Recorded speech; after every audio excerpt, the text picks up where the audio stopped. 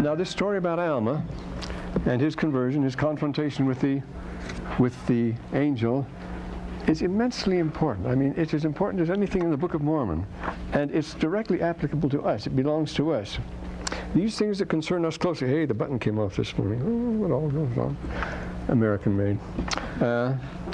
These concern us very closely, these things do. And we're told in the 4th verse of the next chapter, in fact. You know, we're not told it there. What we're talking, yes, 14th verse of the next chapter, I think, yes. That these things are very important to find out. I see it not there, but I thought it was there. It tells us there that we, 20 and 14. Well, let's begin again then. What we have here, as I say, the issue is to be decided is this: which world shall we take seriously? Now, what kind of name will we give the real world? Because this is not the real world. I mean, all you have to do is look at anything you want, stock market reports, or the Cone of Time, or the newest book of by Gleick on chaos. Chaos has become a very scientific study now. Beyond all rules, beyond all regulation you can think of, beyond every rule of science, there is an element of chaos that must be accounted for. And it's very serious. It's very important. And it's becoming one of the major fields of science within the last couple of years or so. And that's very important. The book by Gleick I would recommend to you. I haven't finished it yet.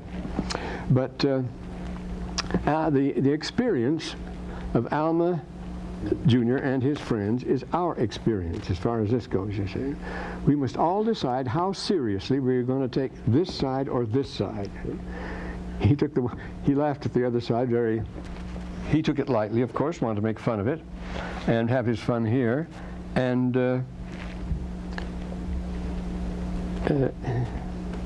how much does this count for? Well, let's get started on it. You see what happens to Alma. He's at the top of his form, and he's at the top of the wave. He's the darling of the city. Everybody's following around, and he has this gang, the three most important, the sons of the king, and his own. He's the son of the high priest, and they're going around, and they really are raising hell, having an awful time. And I say he's at the top of his flight, and all of a sudden, whether it's in a narrow street or outside, I don't know, but suddenly he's stopped cold. There's a shaking of the earth, there's dust in the air, there is confusion, they hear sounds, they hear thunder, obviously an earthquake going along with it, but with it, an angel stops him dead in his tracks. Just like that. What a reversal. Talk about embarrassing moments. This is it. Catches him dead to rights here, and he rebukes him. And you know what happens. How would you react to that? What could you reply in that? I mean, talk about being caught off guard, talking about being humiliated, talking about being turned upside down. The only thing he does is just stand there and go blank with a foolish look on his face, and he's frozen, he's stiff, he can't do anything. He's struck, he's paralyzed. It's just what you would do in such a situation. You see, how would you handle it? You couldn't handle it, because this is a complete reversal. Is he going to explain to the angel what he's going to do? He's going to try to talk himself out of it or something like that? You don't do that to an angel as far as that goes. And so the subject comes up here. Why do these rascals get to see an angel and none of the rest of us do, you see? It's very important, you see. There are lots of people that have lived righteously all their lives. They're never going to see an angel. But you notice throughout the Book of Mormon and elsewhere, angels only appear in times of great crisis to reverse the course of history. They turn it around. Whether it was angel Moroni to Joseph Smith, whether it was the angel Gabriel to Zechariah, it started things going in a reverse direction. It reaches a point where everything has to be changed, and this has great results. As you know, what's going to follow from this is essential, is basic to the end of the Book of Mormon history. It's going to have a very important thing happen. So he gets turned around. Well, his three friends carry him home, and it's either in the square. If it was a Pueblo type, it would be in the square in front of the house, because Alma was the high priest, and he would have a porch there, sort of an atrium. And they bring him in the house, and a multitude gathers around, and everybody's talking at once, and Alma Jr., a majestic figure, comes out and says, "What's going on here?" They all start explaining to him. He was carried helpless until he was laid before his father. They rehearsed unto his father all that had happened. I imagine it was breathless, and there was everybody talking at once, the way these things happen. But Alma, who had plenty of guidance and revelations himself, knew exactly what had happened. He said, "Oh, happy day!" The reaction they didn't express. Bring all the people around. Put on the fire, my maidens fair. Fetch water from the well. For my 3 sons are home this night. I'm doing water from the well. For my 3... all of us shall feast this night, for my 3 sons are well. That's an ancient Scotch ballad, you see. When the sons finally come home, we're going to celebrate. It's the prodigal son, except these had come from the other world. They were spirits. That's another story. We'll go into that. The wife of Usher's well.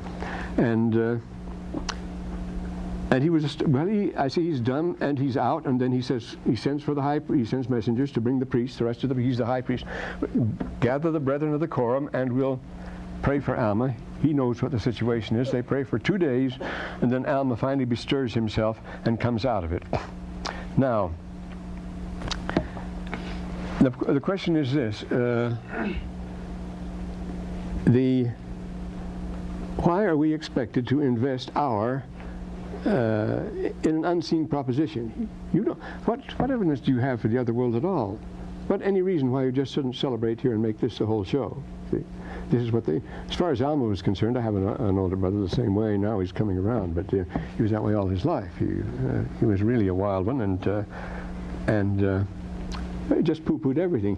He didn't exactly always disbelieve it all the way, but he made a big show. He reinforced himself in his position, you see, by making fun of things. You have to do that. You can't just take it indifferently. So, this happens here. Why should the average person believe in the other world? What experience does he have of it? Well, for one thing, he has a vacuum that disturbs him from time to time, no matter who he is, and then there's a tradition that moves into the vacuum. There's been connected stories going along all the time that it is there, but that's just tradition and the vacuum and so forth. Now, here, we'll see what explains this here.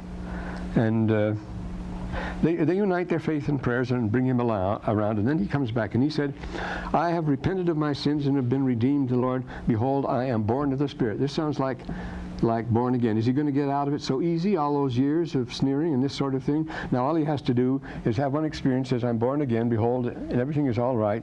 Don't worry, he's not getting out of it easy at all. This was the passage 28:4 I was thinking of before, where just a hint ahead here.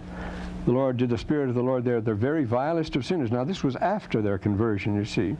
The Lord saw fit infinite mercy to spare them. Nevertheless, they suffered much anguish of soul because of their iniquities. They suffered the rest of their lives because of what they had done. And they put themselves to every extreme of effort and strain to preach the gospel, all kinds of stuff. They were willing to undergo anything to wipe that out when they asked to go on the mission and so forth. And so, here he said, the Lord said unto me, marvel not that all mankind must be born again. Notice, nothing less than being born all over again. We are so completely out of it, you see, when we are here. We cannot make the change without leaving the scene. You have to be born again. See, there's the one world or the other. You can't mix them. It's a very hard thing. Brigham Young says, remember, as you try to take the water on both shoulders, the Latter-day Saint who tries to live in both worlds is torn apart. There's no such agony, no worse experience than that. And it happens to them here. And so, this explains here. Born again, changed from their carnal and fallen state to a state of righteousness, a complete change, being redeemed of God, becoming his sons and daughters. They become new creatures. It's an entirely different thing, and this explains. If there's another world open to us, why don't we know about it? And this explains why we don't know about it. We're miles removed from any kind of interface here. The people living in one or the other, to the people living in one, the other doesn't exist. It's very much like they're not going to draw time cones here. I like the time cone, though. It's true. Nothing can exist outside of that cone of the cone of time. We'll draw that another time, I suppose. If other worlds exist, see beyond the range of speed of light of a certain time, a certain space, you can never know about it. I mean, all you can know about your existence is it's monolinear, one single line, the line you happen to be on, where time and space meet. And of course, the time is measured by space, and space is measured by time. It's the same thing, isn't it? But there's just one thing, and everything outside of that just isn't there. It's either past or future, and you'll never know it's there. And of course, there are absolute limits set to what you know by the speed of light. That's the constant, you see. It can go so far, and from that you structure your whole universe and all your experience, and it turns out to be a very narrow cone of experience. And the point is that everything outside of that you'll never know and can know nothing about as long as you're in this life. As long as you exist, everything could exist there, and you'd never know about it. So don't go making judgments that this is all there is as far as that goes. Now, and you have to cut loose from the one or the other. Notice he says here, being in the other world, he had nothing to do with that one. What we call it, God's world or something like that, or the real world. We call this the real world, which it isn't. I say unto you, unless this be the case, they must be cast off. And this I know because I was like to be cast off. That means cut loose, forgotten. And there's no easy going for apostates. It's a very interesting thing. It's never been. You see, they have to be in the one or the other. It bugs them. It eats them all the time. I've never known one of them that could be at ease with it. I've known some that were genial apostates, but they all came back. It's a very interesting thing. Those that don't must fight the church and must be active about it. See, it won't let them rest. It won't leave them alone. It's not so with others. I mean, whether you change from Baptist to Methodist doesn't make much difference. But once you've known the gospel, and nobody knows it very well, once you've had any experience of that, the possibility this just might be so, it's something you'll never shake again. And again, the problem, all right, why doesn't somebody give us a hint? Why don't we hear a voice from the other side? Our dreams are crazy. They're silly dreams. They deal with trivia, as they should, unless you're able to interpret them and so forth. But where do we have the dreams and visions? The visions of glory of old returning and angels are coming to visit the earth. Well, where are they, you see? Well, the point is obvious here. If we had easy contact with that, if that was open to us, this life would be no test at all. As the Book of Mormon tells us repeatedly, this life is a probation. We're here being tested. You must be in quarantine for that. You're being watched through a one-way window, but you don't know that you're being watched necessarily. What you do here is your own behavior, and you're to be tested. It's when the heavenly beings depart, in the Adam literature, when the three visitors depart and say, we'll leave you alone now for a while, then Satan strikes. Then he says, now is the great day of my power. And he tells Adam he'll never be back again. Just some fakes will come back. Don't worry about that. Now you're not being watched. Now you can do what you want and so forth. So if we were constantly being reminded, if we had visits by angels, and Brigham Young, again said Brigham Young, said, pray that you'll never see an angel. Because he's talking historically. Almost everybody who saw an angel left the church. They came back, but they had these terrible problems. It gave them inflated egos and so forth. They thought they were somebody special, and they were, but they couldn't take it. You see, it would be very dangerous if you were exposed to the other world to any degree of direction. So only people that are very humble can do that, and I mean that, not us. We can't do that. We're not that humble.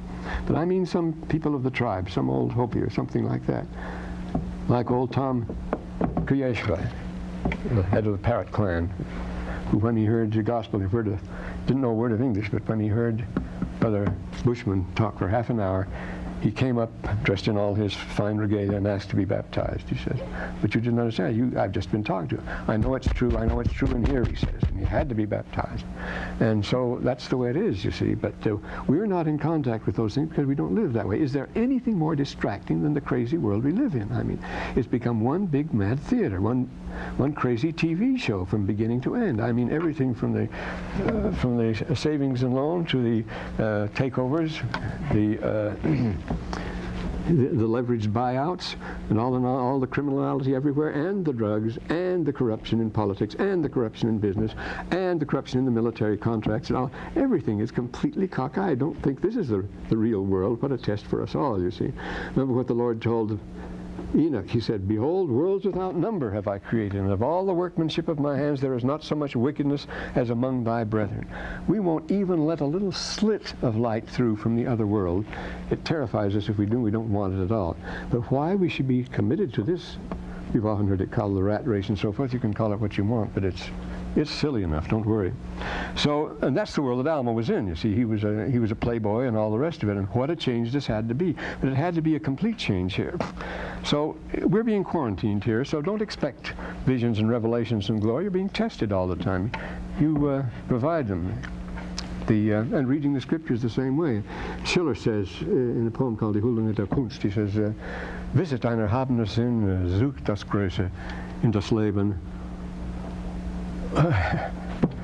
Bring, I haven't found that for years. Ein erhabener Sinn bringt, no, it doesn't bring, das Große in das Leben und sucht es nicht darin. Macht es. Behold, he says, a real intelligence brings enlightenment to what it studies. It doesn't just seek it there. You bring it with you, you see. And it's the same thing here, whatever we study and what we approach. Macht bringt Zucht. What is the word he uses? An exalted spirit, he says, puts the greatness into life. It doesn't seek the greatness there. You put it there. If it's to be there at all, you've got to put it there. And Alma does. These people do. You notice these great characters in the Book of Mormon, and they work both ways. We're about to run into Nehor, and he is the opposite. A great man, a capable man, going in the opposite direction. But he says, and he speaks now in the terms of the mysteries, where he says, nevertheless, was a wanderer through tribulation, nigh unto death. He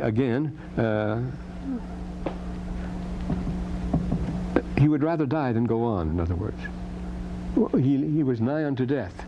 He was reduced so low. Well, after this humiliation, after being shown what he was and being so guilty and knowing what it was, he says he was nigh unto death.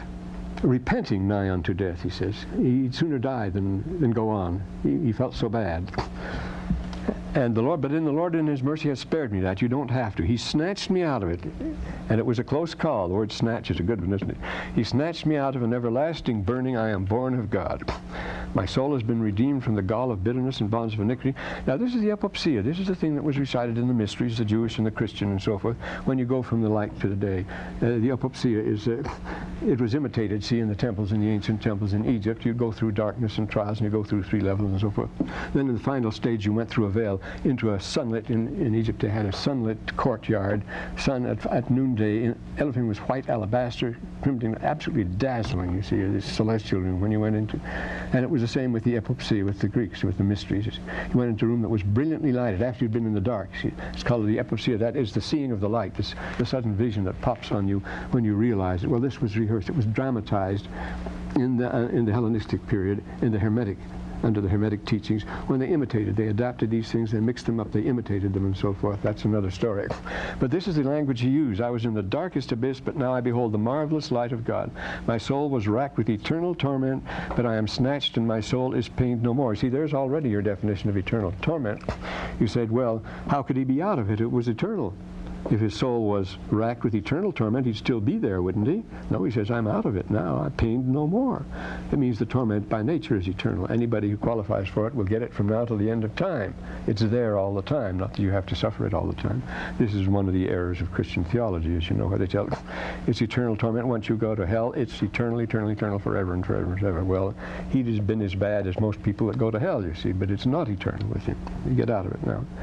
He remembereth every creature of his creating. Now, that is good news. Everything outside, notice, yea, every knee shall bow and every tongue confess. So everybody's going to be included. It's future, you notice. Everybody's going to be included in this sooner or later. Outside of his sphere, it just sounds like Stephen Hawking writing now, doesn't it, about being outside of the cone of time and nothing exists. Because everything out the sphere of influence is lost and astray. You take the man who has everything. Think of some of the men who have everything in this world. Think of the old classic Citizen Kane, the man who had everything and who had nothing. Oedipus, the classical example, the man tis zelo anthropon tais tsukais. Nobody didn't envy his fabulous good luck, but look at him. And you know of Richard Cory, who strays down the street in a New England Spoon River anthology. Everybody in town entries, he's the rich, proud man, and so forth. And Richard Cory, one fine summer's night, went home and put a bullet through his head. See, he wasn't happy after all, though he had everything and everybody envied him and so forth. And Belshazzar, and Nebuchadnezzar, and Nimrod. And so we have the person who, in the Scripture, the Lord gives the idea of the man who had increased his farm goods, his good, he expanded his land, had a great estate, and assured himself against the future. And he says, my soul, take your ease. Your future is guaranteed. You have all sorts of investments and time bonds, things like that. And then the voice came to him and said, thou fool, this night shall thy soul be required of thee. I think of Hisham, the mightiest palace an Arab ever built, just outside of Jericho down there. It belonged to the Dajani family and the Dajani brothers, and they took us down there. It's closed, you never can see it. I don't know whether they've made a tourist exhibit of it now or not. But this The prince took 27 years to build it. It was going to be the finest palace in the world, and it was the finest palace. It was magnificent. Everything later, you have no idea how expensive and how luxurious it was. And the night he was to enter it, it was to be the housewarming. It was to be open. There came a great earthquake. He had a heart attack and died. The palace was completely destroyed. The night of its, what do we call when you open a house in initiation? Well, to be the first night. They were to have this big housewarming. Everybody was to come, people ought to come and everything. After 27 years, poof, that's what happens. See, this is the idea of the man who has everything. If you have everything, you're going to be awfully disappointed here. You're not going to have anything after all. And then, notice, who are those who live without God in the world, you see? It is possible to be utterly deserted, to live without God. I mean, he wants to reach you, but you don't have to, and people do all the time. This generation's certainly doing it. And they shall shake and quake and tremble and shrink beneath the glance of his all-searching eye. They'll try to avoid the issue right up to the end. You notice this? Not wanting to face up to it. Eventually you'll have to. Shrink, tremble, quake, and shrink and not want to have to look him in the eye. And of course that's the worst thing that could possibly happen to you. More terrifying than anything else, we're told. Now, from this time forward, Alma began to be a zealous teacher. He becomes alien to the one world. And to be alien to the one world, you must be alien to the other. You must be alien to the one or the other. If you're really in the gospel, of course, see how the early saints were always persecuted and so forth. They were alien to that because why were people so upset? Why did they attack them and so forth? Why were they so, did they say these terrible things and do these terrible things? They didn't worry about anybody else that way. But from the very first, it bothered them terribly. Something was wrong there. Well, and so he goes traveling around in the country, just as his father had done, you see, and preaching everywhere he goes. He's going to try to make amends here. He traveled around about the country, preaching the word of God in much tribulation, being greatly persecuted. Now this is it. Here he's the smart boy. You'd think they'd at least receive him for what he was and respect his, whether it was his background, what he'd done, the old friend. But no, they're mad at him now. He's betrayed them. And they're in a tiny minority now. By now, everybody's believing. See, so he was just going with the majority. Remember, the scripture says, "Thou shalt not follow a multitude to do evil," and that's what he was doing. No wonder he was popular. Everybody cheering him. He was telling them what they wanted to hear. If you tell people what they want to hear, then you'll be their friend, and you'll win the election. And so, it is here. But now he's extremely unpopular. They don't want him anywhere. They start kicking him around here. Confirming their faith, exhorting them with much long-suffering, much travail to keep the commandments of God.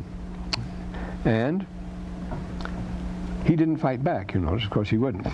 And 4 of them were the sons of Mosiah with him, and their names were, notice, now we come to the great Ammon, one of the great characters of the Book of Mormon. The oldest son of Mosiah was Ammon, who would have been the king, who would have been the priest, you see. And they traveled throughout all the land of Zarahemla. That's where they were. The 4 sons of Mosiah, the king, with Ammon, Aaron, Omner, and Himni. And, here's later there. And what they were doing, striving to repair the damage they'd done, striving to repair the injuries which they had done. This is another thing. When people are born again, they feel no guilt or anything about their past. When Charles Colson became an evangelist overnight, as being a real criminal, you know, planning murders and everything else, he was asked over TV, I heard this, personal witness, you know, he says, aren't you going to make it up to some of the people you have damaged? Aren't you going to apologize? No, at all. I'm born again. I'm pure. He says he had no guilt, no feelings of guilt, whatever. Not these people, you see. You have to make it up. You go not hence until you pay the uttermost farthing. You've got to pay every penny before you're going to get out of it. Thus they were instruments in the hands of God. After all, it was good. God turned this evil into good, and this is a thing that often happens. He turns what would be calamity into all the more glorious victory, and this is what happens. They were instrument in that, because look at the experience, look at the background they'd had and so forth. We know of cases in the church like that of really wicked people who've been converted and done great good.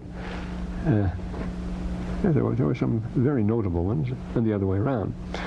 For they did publish peace, they did publish good tidings of good, and they did declare unto the people that the Lord reigneth. Everything was all right. To worry is sin and folly.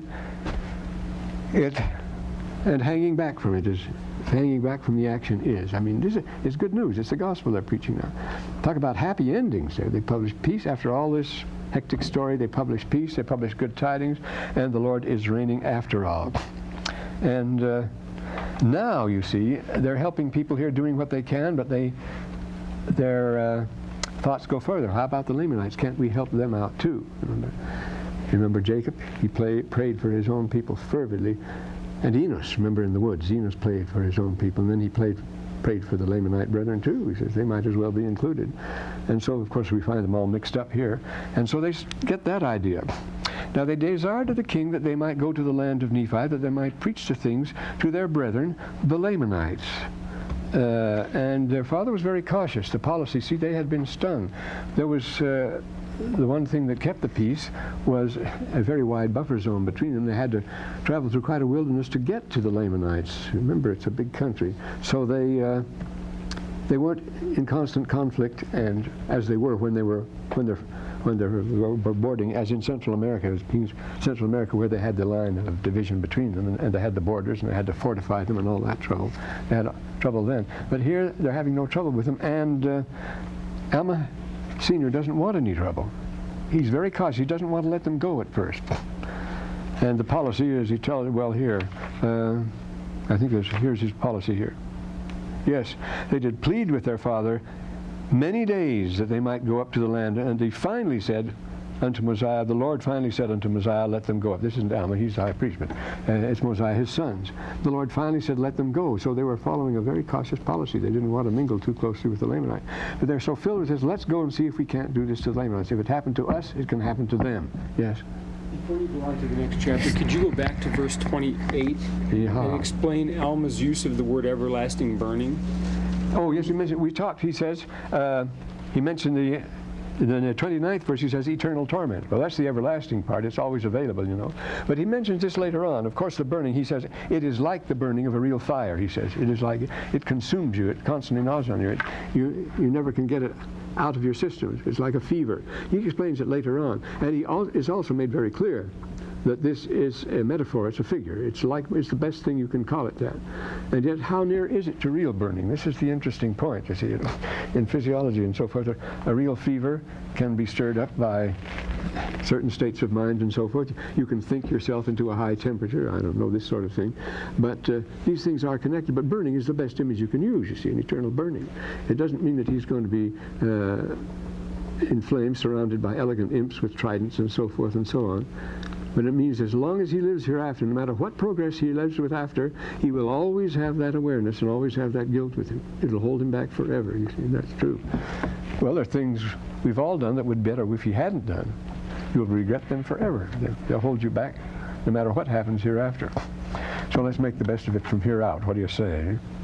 No, the burnings, that's a figure here. And he has a good deal more to say about that a little later on. To their brethren the Lamanites, I said, can't we help them? Perhaps they might bring them to a knowledge of the Lord their God.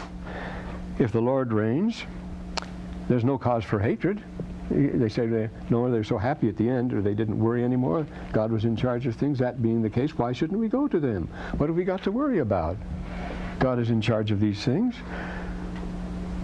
He might bring them to a knowledge of the Lord their God. And notice that perhaps they might cure them of their hatred. This is what the tradition was. They had this built-in hatred and traditional and so forth. And it was a chance. If there was any chance at all, they said we should take it. Cure them of their hatred. How could they? Toward the Nephites, that they might be brought to rejoice. They might have fun with us. That they might become friendly one to another. Now, this is fraternizing with the enemy, isn't it? It's the only solution to the problem here. We find this throughout the Book of Mormon. This is the basis of coexistence, not self-interest. You can prove self-interest in my land. How many times Germany and France have gone to war, and England and France and so forth, where it could be shown the North and the South, a famous book written just on the eve of the Civil War, The Impending Crisis, by, not Halpin McKenzie, I'll think his name in a second, in which he showed there was no profit in it at all, that neither side had anything to gain, that they would both lose terribly. It would be an awful thing, but they went right ahead and did it. You can never stop people from fighting by showing them that it's in their best interest not to. That'd be saying, it's everybody's best interest not to go to war, for heaven's sake. And Hinton Helper is the man who wrote. Hinton Helper wrote that famous work, The Impending Crisis. The first really good statistical study showing that the cotton had stopped paying off in the South. Slavery had become a burden there. After all, it wasn't paying as well as being so, and in the North and so forth. There were as many slaves up there as there were in the South, and the like. They had nothing to gain by it. The same thing here. And but hatred is stronger than self-interest here, and they'll always do it. Was this a practical idea, you asked, to go and preach to these laymen? The father hesitated a long time, remember, and he wasn't so sure about it. Why did it, and how did it work out? This is a neglected leitmotif in the Book of Mormon here, but the appeal to the simple mind, of course, is the military solution. We see where we're getting nowhere with that. You'll never get anywhere. It's just going to get worse and worse as far as that goes.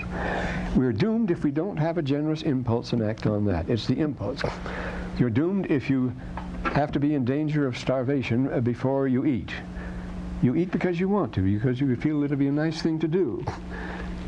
If you only drink when you're in danger of dehydration, you're not going to last long. You have to drink because you want to drink, feels good, and you'd love to do it. It's a fine thing. The same thing. You're doomed if you don't get rest, if you don't go to sleep until you're dropping of exhaustion. See, we do these things because they're the proper thing to do, and it works out, and that's the way we should. And it's the same way. We're doomed unless we yield to our friendly impulses, to our generous impulses, the more magnanimous side of human nature, and agree to be friends. You've got to do. Otherwise, it's going to go on and on. We know that. We've seen that sort of thing, and the Lord has told us that. And the Book of Mormon is a classic treatment of this particular subject here. This, and in the case of the great Ammon, of course. But if the ideologues and so forth, well, what is interest and what is not in our interest isn't the first voice we listen to. We have to listen to that other voice. We're doing our best to dampen it now, and it's going to be disastrous. Well, anyway, that they might become friendly to one another. Imagine becoming friends with those people. They're their brethren. But no more contentions in all the land which the Lord their God had given. God had given the land to both of them. Why would we be fighting in it? And this overrides everything. They were desirous that salvation should be declared to every creature. Like Enos, remember? Enos was completely worked up about that. When he got assurance of his salvation, then he couldn't let go. He prayed all the time, both for his own people and the Lamanites. And Alma is determined here, and the sons of Mosiah, she's determined that nobody else, well, especially Alma, as he tells us later, was determined that no one would ever have to go through what he went. He had seen hell. He had been there, and he wanted none of that. And if he could possibly help it, nobody else would have to suffer that. That was the generous impulse that drove him here. They could not bear that any human soul should perish. Even the very thought that any soul should endure endless torment, what they got a taste of, you see, did cause them to quake and tremble. So they weren't happy and settled and redeemed and go back home and enjoy yourself now because you're forgiven and everything's all right. Far from it. They were just beginning to work it off now. Thus did the Spirit of the Lord work on them. It was the Spirit of the Lord. They were the very vilest of sinners after all their revelation and repentance and so forth.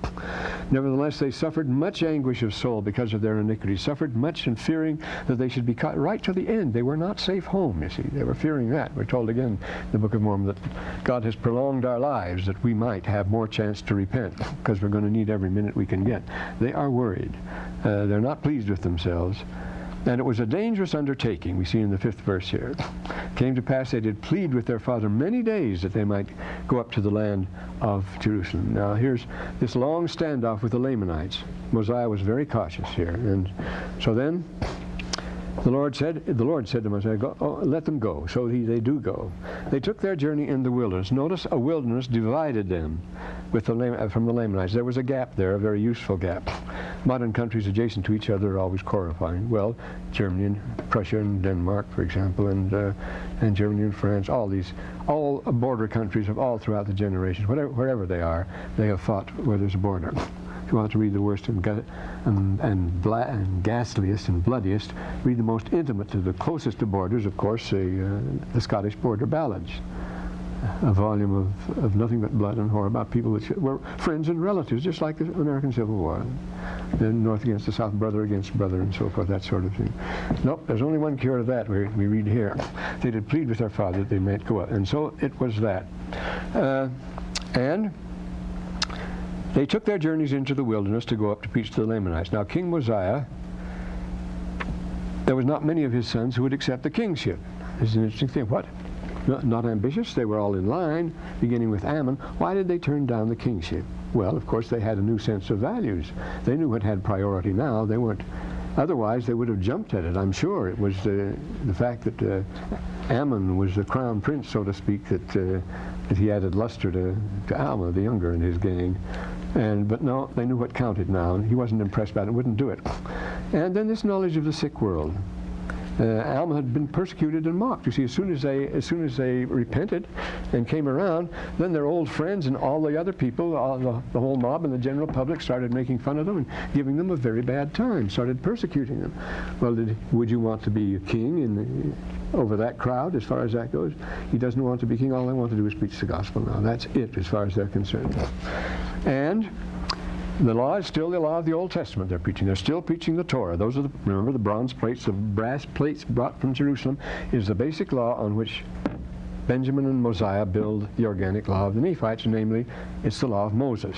So they took the plates of brass and also the plates of Nephi after having translated and caused to be written on them, and therefore, they were talking about King Mosiah now. He took them, and these are the national treasures along with the sword of Laban and the Urim and Thummim and so forth. And the nations have national treasures. Among the Indians, there are the tiponi. The Hopis have the tiponi. It's a special box like the Ark of the Covenant that has the precious things of the tribe.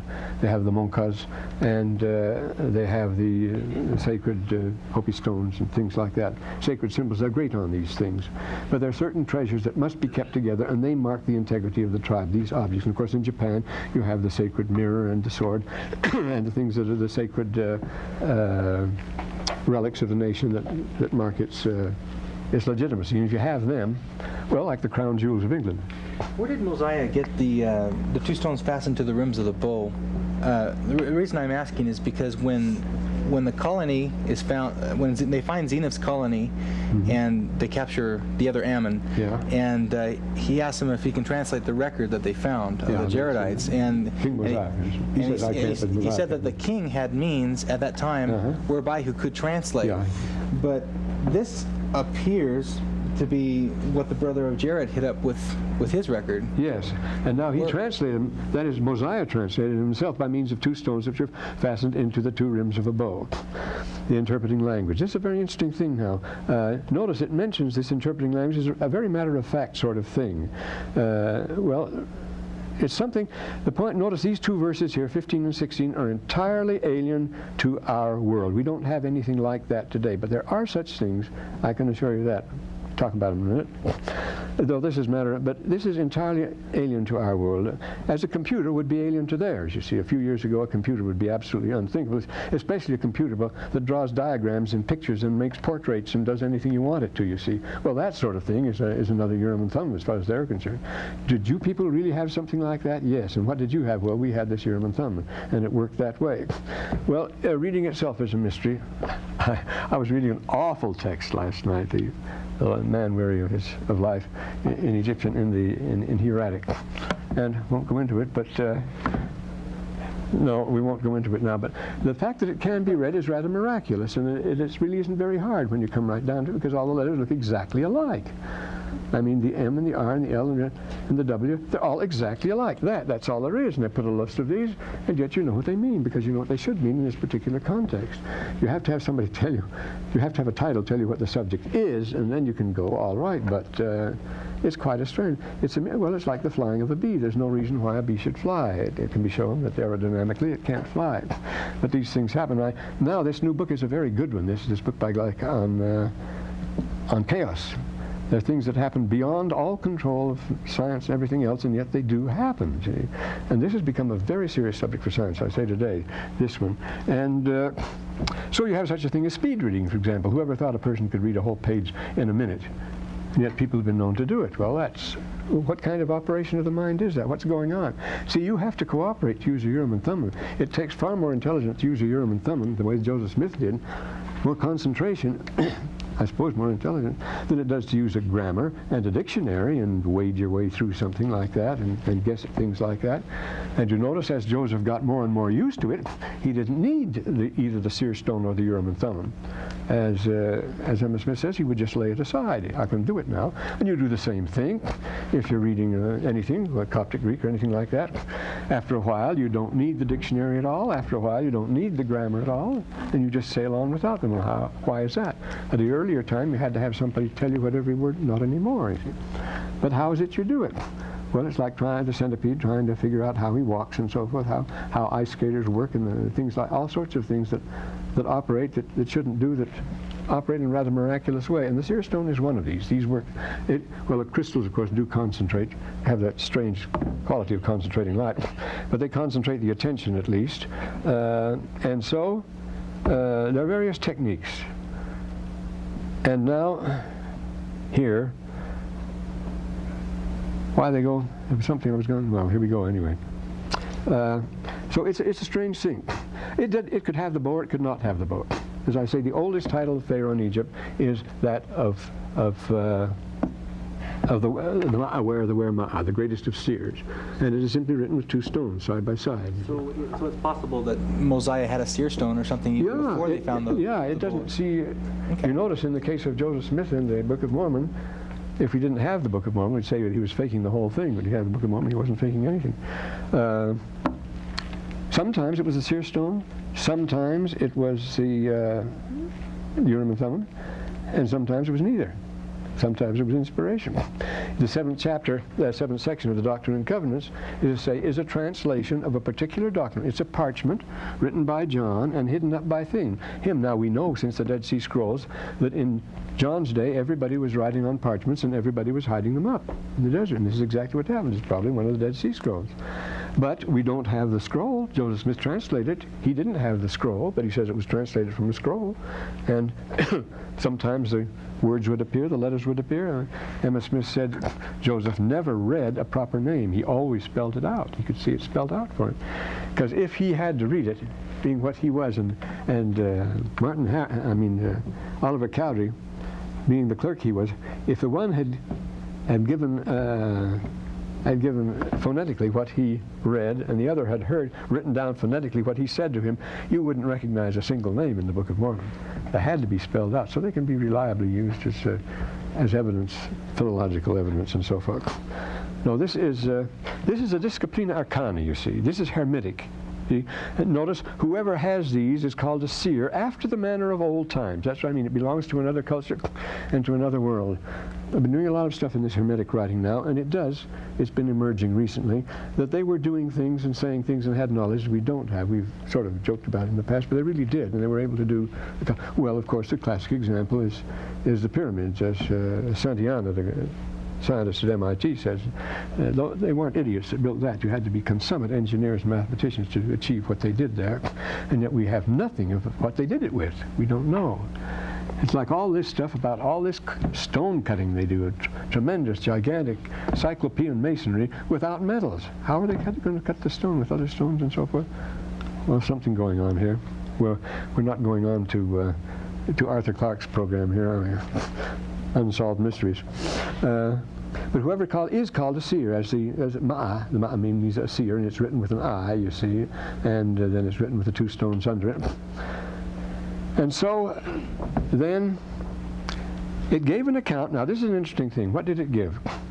It gave an account of the people who were destroyed, from the time they were destroyed back to the building of the great tower, which was destroyed. Well, can't we have anything less negative than that? Why must it always be the grim message? Why is that necessary? Well, Mormon and Moroni, who give us the book, they are physicians. They're healing. They're meant to heal. The Book of Mormon is a prescription for people that are very sick. It's for us, you see. So it's going to talk about the diseases that we have. Building of the great tower, and even until the creation of Adam. Now this account did cause the people of Mosiah to mourn. They didn't like it. They mourned exceedingly when they read it. It was very sad. Again, why would that be? Where's our crisscross here? Well, such a shockingly sad story. In other words, it's our story. It's like American history. It's a ghost town sort of story. It's expedient that all people know, this is what I was talking about, and what this does apply to us. It's expedient that all people should know the things that are written in that account about Ether. Everybody should know that, because this is the classic story of what happened, you see. And were they expecting something great? They got something very sad. Well, now, these are solemn admonitions is what they receive. And yet, what happens next? Nevertheless, gave them much knowledge, in which they did rejoice. They rejoiced in the knowledge, in the ultimate assurance that there is someone who knows and someone who cares. That we are not an atom on a speck, as William James says, an atom on a speck of dust spinning around a bubble of gas. There's more to it than that, you see. So this gives us great knowledge and great reassurance, and they did rejoice because the story was being told to them for a purpose, not just to gloat over their fate and say, this is what's going to happen to you. No, it doesn't have to, and it's all good news. This account shall be written hereafter, behold, is expedient, we all know it as far as that goes. What's hecker to him here? And then they had this document, the plates of brass. They had Moses, the bronze plates, and which, remember, in Joseph Smith's day, the word bronze wasn't used at all, not until the 1880s. That was a French word that was adopted by the Irish, but it means the same thing. And all these things were kept and conferred upon Alma, who was the son of Alma. So it's the state treasures. We keep for example, the British proudly preserve the Magna Carta. We preserve the original Constitution. It's a thing. It's a token. It is it's a talisman, really, sort of a thing. It's to attract our concentration and rally our attention and so forth, bring us together. We have these things. The Bible, of course, is the classic example of that, the cultural core of things like the Torah, like the Tipponi, like the Magna Carta, like constitutions. This is what this was. And all this stuff was conferred upon Alma, who was the son of Alma. All the records handed down from one generation to another, even as they had been handed down from the time Lehi left Jerusalem. The Old Testament is unique in that it does hand down the records, and unadorned. That's the interesting thing. Remember, other records we have, but they are ritualized and glamorized. The king always wins, and he's all powerful in this, that, and the other, whether it's the East, the West, the Orient. But in the Old Testament, whether it's Solomon or whether it's David, they are mortals and they are sin, and they can be very wicked men, and they have their faults, and they lose battles as well as win them. They're chased out, they're chased around and so forth. Whether it's a great priest like Elijah or Samuel, they have their sufferings. Nothing is prettied up in the Old Testament at all. It tells it like it is, as we say. That's the only ancient chronicle that does. The rest of them are very strongly leaning, of course, toward the administration. Well, then the next chapter is on government. It's the last one in Mosiah. We've got to get to Alma sometime, don't we? Yeah. So let's hurry. We won't have time to finish it in the hour. I can see that. Well, then, this has been a very sobering lesson now. And it's a lesson on kingship. And this chapter now is a lesson on government. When Mosiah had done this, he sent out among all the people, desiring to know who they wanted to be their king. This is the great assembly. This is which happens in all ancient societies, the Corroboree, the gathering of the tribes, the festival. You have to come together, the powwow, when everybody in a particular tribe is required to come. And they're always for the spring equinox or at the solstice. And they were desirous that Aaron, his second son, should be king. And this episode might be one right out of the ancient Near East. You have interesting accounts, the papyrus of Rechmira, an Egyptian papyrus from the 18th dynasty. The 18th dynasty. Now Aaron had gone up to the land of Nephi, therefore the king could not confer the kingship on him. He went on a mission, so he couldn't take it. He didn't want it. So he sent again among the people, even a written word he sent among the people. Remember, that's the way King Benjamin did when they couldn't reach him. He sent, and the same thing, Xenophon writes that way. Darius used to do that, send messages throughout the kingdom if he couldn't reach himself, and especially Alexander. The written record was the big thing, you see, at this time. The king who, if he couldn't reach, that was the advantage of writing. Writing makes empire possible. That's why you can reach it. You have control at a distance. Without writing, you have no control at a distance, you see. You have nothing you can do. You have to be there personally. You have to send somebody, report back and forth. But with a written order, with a written order, and you keep a copy of it, it's only writing that makes empire possible. So that's why the Babylonians, Egyptians, they use it for that purpose. The king sent again among the people a written word.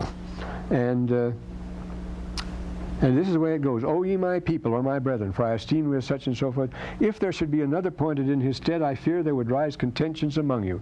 He doesn't want them to have a king.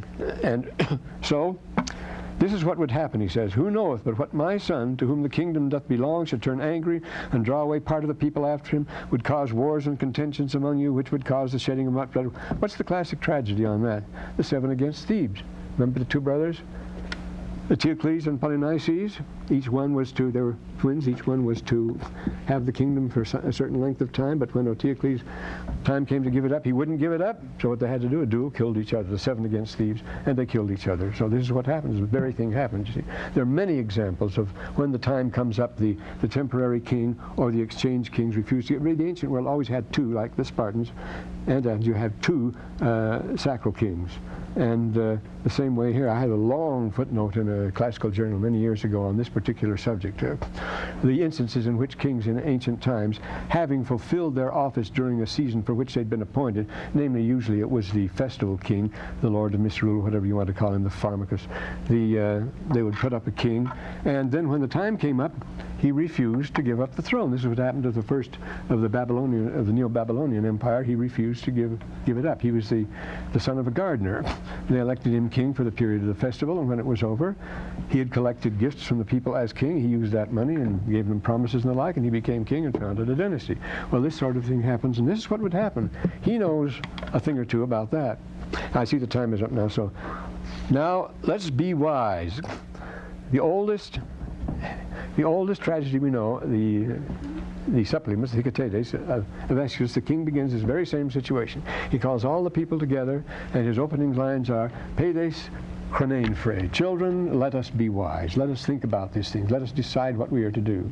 That's the problem. We must confront. He says the same thing. He addresses about Pedes. Remember, the Oedipus starts out, ends, O patras Thebes enoikoi. O citizens of paternal Thebes. Citizens born of Thebes, my children, let us consider you. Fellow citizens, let's consider you.